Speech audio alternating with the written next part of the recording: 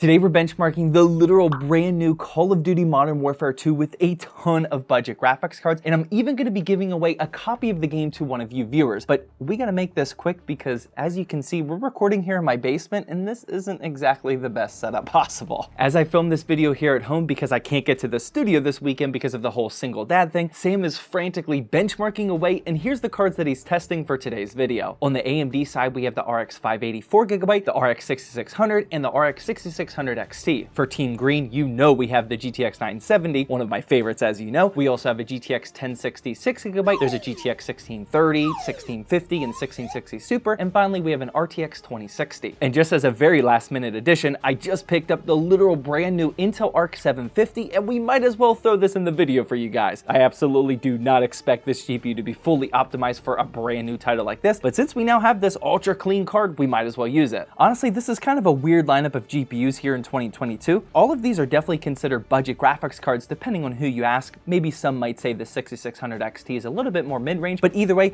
this is what we have on hand. And honestly, all of these are really popular options other than the 1630 and the Intel Arc. And just in case you're rocking a different budget graphics card, I'll also be highlighting as we're testing which other AMD and NVIDIA GPUs these ones compare to, so hopefully all of you can get at least an educated guess on just how well this game will run with your specific hardware. And another important thing to note is that there actually aren't any drivers out for this specific game yet, and I'm assuming NVIDIA and AMD will be releasing their day one drivers here within a few days or so. This sometimes happens when we test the game super early like this, so we can probably expect a little bit of an increase in FPS once those do drop. And real quickly before we jump into the testing, here's what our test bench is looking like today, and huge shout out to Corsair for making almost this entire thing possible. Corsair is obviously a great choice to part a build out around the latest generations of CPUs and GPUs that are launching all over the place, and we're actually taking advantage of that with the 7600X. This super fast Ryzen 5 CPU will ensure that none of our cards will be bottlenecked today, and to keep it ultra chilly, we also have the Corsair H150i RGB Elite AIO cooling it, and that's actually the sponsor of today's video. This new H150i RGB Elite is actually a step in a much appreciated direction in my own humble opinion. Instead of going all flashy with like 17 different LCD screens, Corsair decided it was time to redevelop a simple, minimalistic, and clean option to go with, which is perfect for our build today. I love how the RGBs kind of wrap around the CPU block because it gives it a really aesthetic look from every angle, but it's also pretty minimal. And the H150i RGB Elite is also rocking a tool-free mounting bracket, so it's super easy to install, and it supports essentially any modern CPU that you would throw at it, including AM5 Ryzen 7000 series chips like we're using today. I'll have a link to this AIO along with everything else in this beautiful build down in the description, and big thanks again to Corsair for sponsoring today's video. Alright, and staying on this test bench real quickly before we show the actual benchmarking results, here's the rest of the parts list. For RAM, we have 32GB of Vengeance DDR5 that's clocked at 6000 MHz. Our game is installed on the 2TB MP600 Pro XT, so we know we aren't wasting any time loading in and out of the game so many times. And powering all of this is our super overkill HX1000i, and honestly, the only reason they sent this over is because we might be using this build in the future for an RTX 4000 series build, so they wanted to make sure we had the juice for it ahead of time. The case here is obviously the 4000X with some RGB action in there, and I also added a few AF Elite fans to keep the build somewhat low profile and not be super blinged out for our testing. We don't want to add any artificial FPS numbers because of the extra RGB for a serious testing run like this. Without further ado, first we tested every single graphics card with the exact same settings, 1080p and minimum, just so we can see how these GPUs compare side by side. Do note that with the default 1080p minimum preset, which is basically low settings by the way, it sets the resolution scale to 50%. We actually bumped that up for this testing to 100%, so these are basically 1080p low with 100% resolution scale. We're also going to be testing each individual GPU with the settings that we recommend if you're using one of these cards in just a bit, so stay tuned for that. So as you can see with the 1080p minimum testing, this is definitely a really tough game to run because only 4 of our cards got over 100 FPS with these settings. Now here you can see a little bit of which route Sam was taking to ensure we have a fair test to all of these cards. This is a pretty casual method of benchmarking, I'll admit, and we don't go super duper in depth where every single movement is the exact same across every GPU being benchmarked 10 times. But even so, this is enough data to show how you can expect this game to run with these various GPUs. And for multiplayer, the multiplayer version of the game isn't even out yet because we're testing it so early, but if it's anything like the previous